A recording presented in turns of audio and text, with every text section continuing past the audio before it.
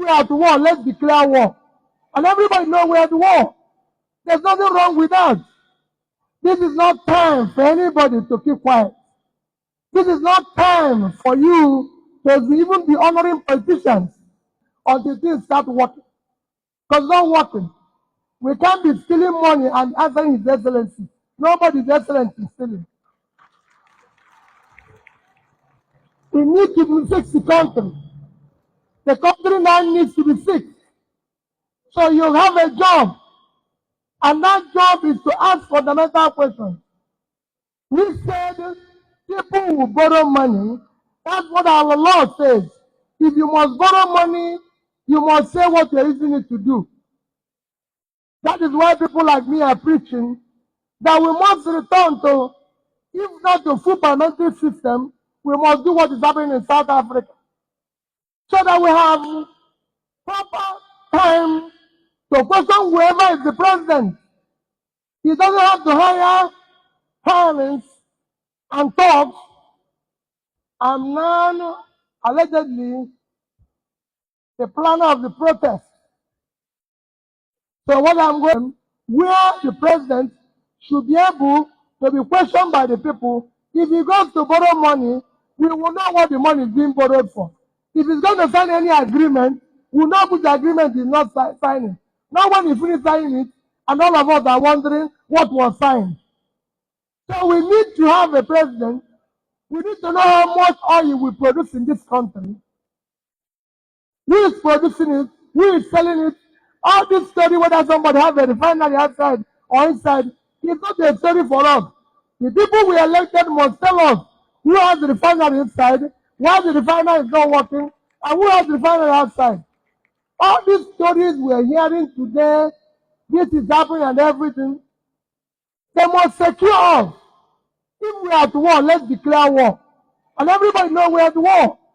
There's nothing wrong with that.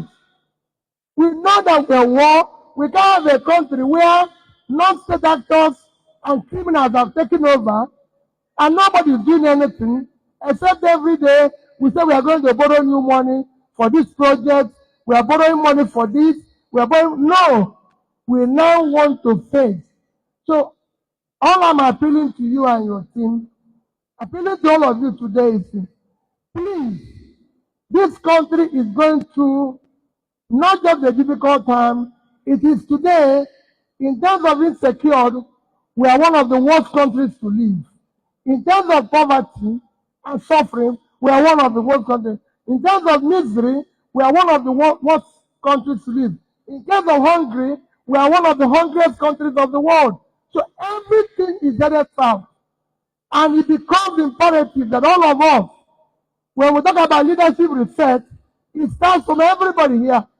All of us now have to sit down and say, who are we electing? Who are we supporting? How do we hold them responsible? We need ethical leaders that should be responsible to the society and be able to be answerable to the society. That is what it is. We need a leadership that is visionary. When the Kenyans rioted, their president listened. He went back and cut down, removed from the whole budget everything that concerns first lady and second lady. As far back as 2000, today, Nigeria is the home for the highest number of homeless people in the world.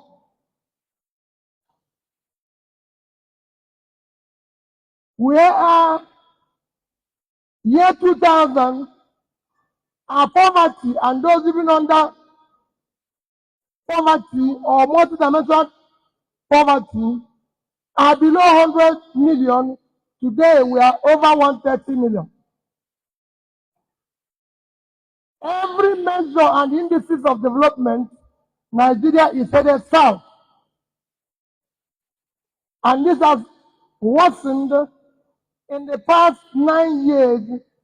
And of course, everybody can see what is happening in the past 1 year.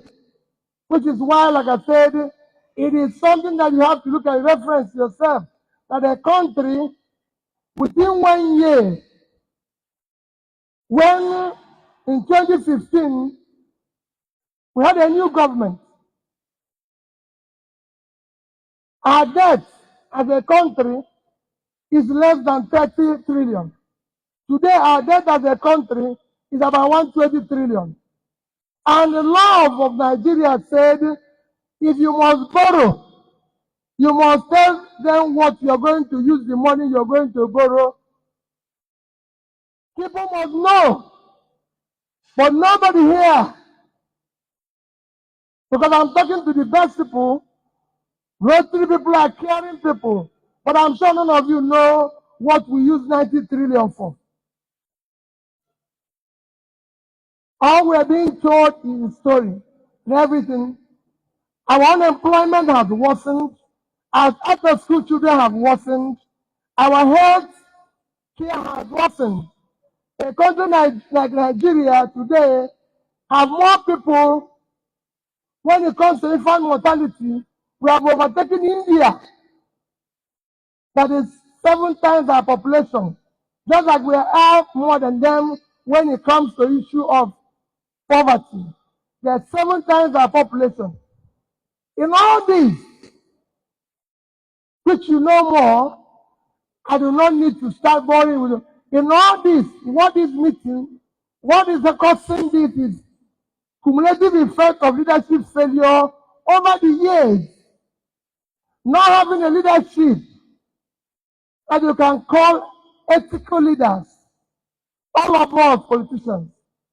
Not being able to have the conscience.